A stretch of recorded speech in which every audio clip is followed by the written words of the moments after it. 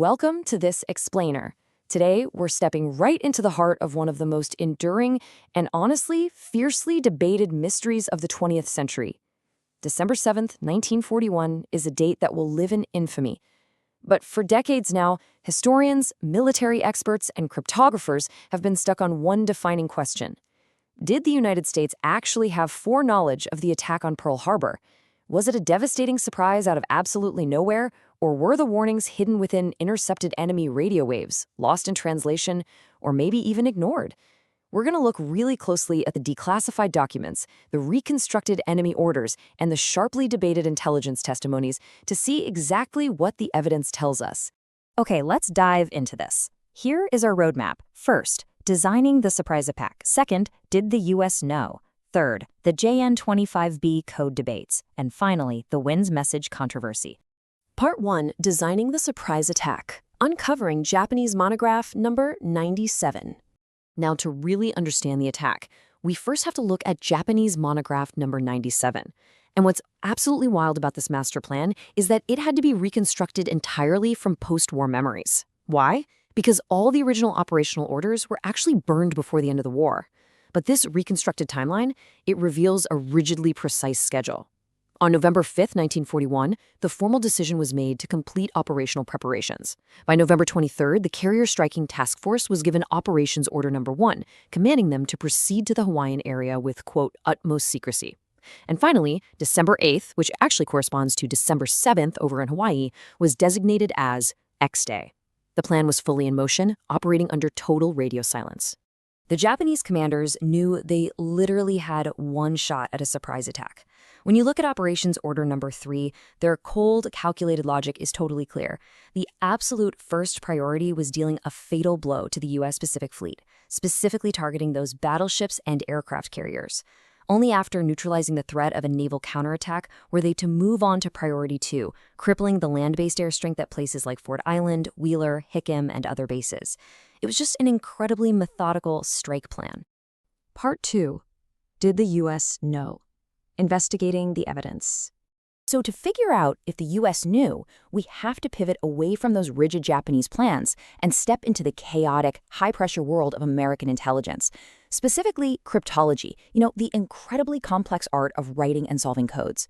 Now, why does this matter to you? Well, because the interpretation of intercepted enemy codes is the absolute crux of this entire historical debate. Everything, and I mean everything, hinges on whether the U.S. Navy was actually reading Japan's top-secret naval communications before the bombs fell. Part 3. The JN-25B code debate. Revisionist claims versus traditionalist evidence. So let's talk about JN-25B. This was the primary, highly complex administrative code used by the Japanese Navy, and there is some fierce intellectual friction between two historical camps over it. Revisionist authors like Robert Stinnett and Timothy Wilford claim that U.S. Navy cryptanalyst at Station Cast on Corregidor had actually broken the JN-25B code pre-war. They argue these decrypts explicitly revealed the Japanese strike force's ship movements and schedules. But on the flip side, traditionalist cryptographers, notably Philip H. Jacobson, sharply rebut this. Jacobson argues that essentially zero JN-25B decrypts of any real intelligence value were achieved pre-war.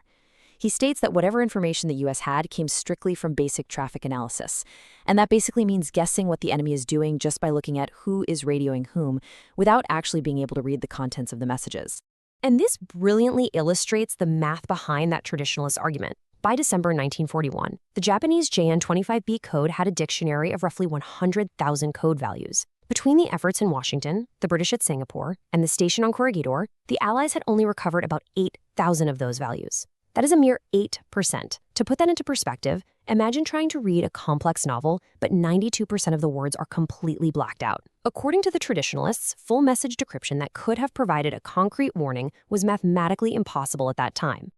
So you're probably wondering, where do the revisionist claims even come from? Well, Jacobson argues they are confusing 1941 reality with post-war hindsight. Revisionists often point to a collection of 2,413 translated Japanese naval messages as undeniable proof the U.S. had foreknowledge. But here is the critical distinction. These translations were actually done by a massive team of cryptoanalysts between 1945 and 1947.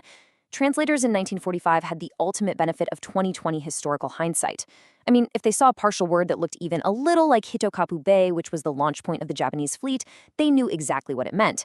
The limited staff stationed in Hawaii and the Philippines back in 1941 simply did not have the manpower, the code recoveries, or the context to do that in real time. Part 4. The WIN's Message Controversy. A Lost Warning? Now, if the naval codes weren't broken, was there another signal? A diplomatic warning broadcast out in the open? Keep this question in mind as we wrap up. Was a vital warning lost in the days before the attack? We are literally talking about whether a single missing sheet of teletype paper was the difference between a tragic surprise attack and a massive historical cover-up. Let's set the scene. In late November 1941, U.S. intelligence learned that Japan had set up an emergency broadcast system. If diplomatic relations were about to be severed, they would broadcast a weather forecast hidden on their regular news channels. North wind cloudy meant war with Russia. East wind rain meant war with the U.S. According to Captain L.F. Safford of the Navy's Communication Intelligence Unit, on a morning of December 4, 1941, this exact message was intercepted. In his testimony, Safford dramatically recalls the translator handing him the message, saying, "This is it, war with England, war with the U.S., peace with Russia." Now, capturing a broadcast like this, no small feat. It required an immense global logistical effort. The U.S. Navy mobilized listening posts everywhere. Station M in Maryland monitored Morse code broadcasts from Tokyo. Station S up in Washington state guarded both Morse and voice. Meanwhile, stations out in the Pacific, like Corregidor, regarding broadcasts 24 hours a day. Southard claims that it was Station M in Maryland that successfully intercepted this WIN's message in Morse code on a broadcast originally intended for London. And right here is where the controversy absolutely explodes. You see, Captain Safford testified that the very moment he received this translated message on December 4th, he rushed the original teletype sheet straight up the chain of command to the Director of Naval Communications. He claims the warning was immediately passed on to top officials in the War Department and the White House. Yet during the post-war investigations, those original teletype sheets completely vanished. They were never found. So you have Safford passionately claiming a clear war warning was intercepted, while others strongly doubt it was ever received in that specific format prior to the attack. Which leaves us with this final, profound question to consider. Decades later, how does the exact truth remain buried in a mix of destroyed orders, missing teletypes, and conflicting testimonies?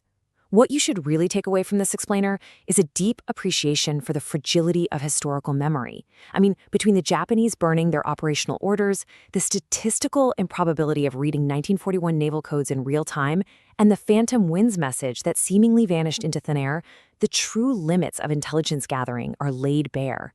Was it a deliberate cover-up, or simply the tragic, chaotic fog of impending war? I'll leave you to ponder that. Thank you so much for joining me on this explainer. Keep questioning, keep learning, and I'll see you next time.